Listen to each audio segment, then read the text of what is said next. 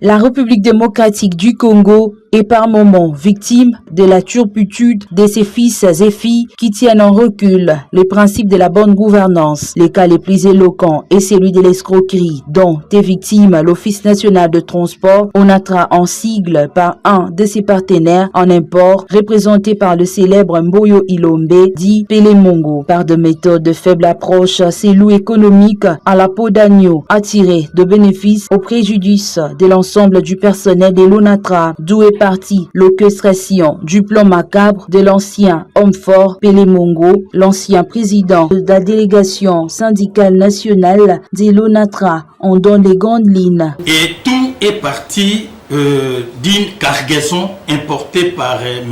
Pele Mongo, cargaison de ciment entreposée dans nos entrepôts du port de Matadi. À ce moment-là, quand vous importez, qu'est-ce qu'il faut faire? Il faut dédouaner, il faut enlever.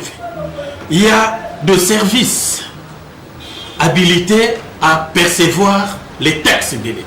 À ce qui nous concerne, nous, l'ONATRA, arrivé un moment là, il y a eu une violation de la part de l'agence AGEMI. Au lieu de récupérer la marchandise était entreposée et le séjour était dépassé des marchandises parce qu'il y a une période de franchisme pour l'enlèvement de marchandises. Arrivé un moment, c'est maintenant l'agence de M. Pele Mongo qui va déclarer que voilà, il avait entreposé ses marchandises, et les marchandises étaient foutues, où l'ONATRA était contraint de pouvoir payer. Alors, l'ONATRA n'avait pas refusé.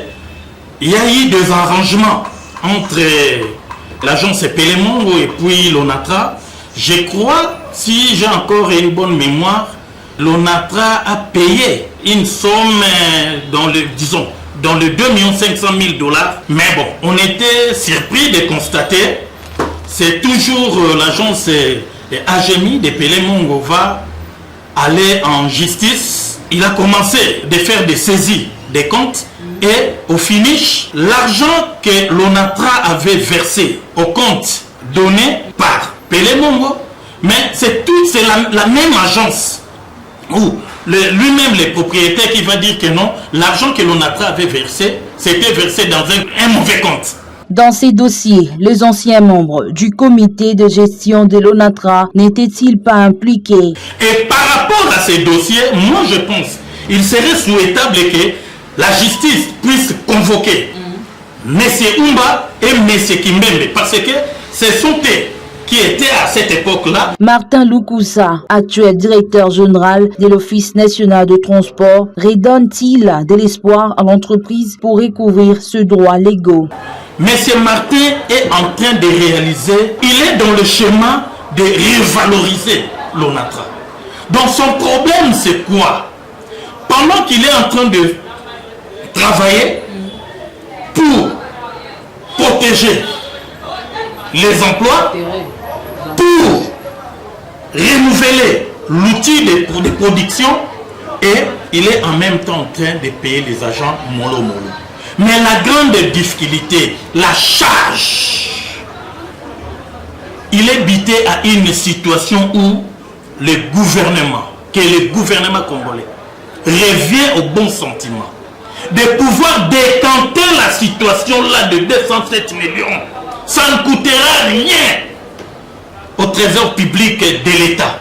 Parce que aujourd'hui, si nous perdons la personne de Martin Lukusa à la tête de l'ONATRA, c'est fini. Je ne vois pas qui celui-là viendra après lui.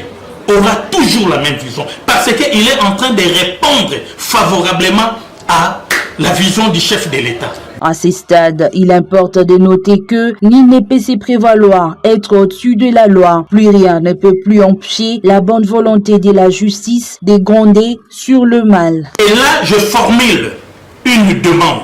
Monsieur le ministre, je vous supplie, veuillez organiser, créer une équipe des enquêteurs à l'ONATRA.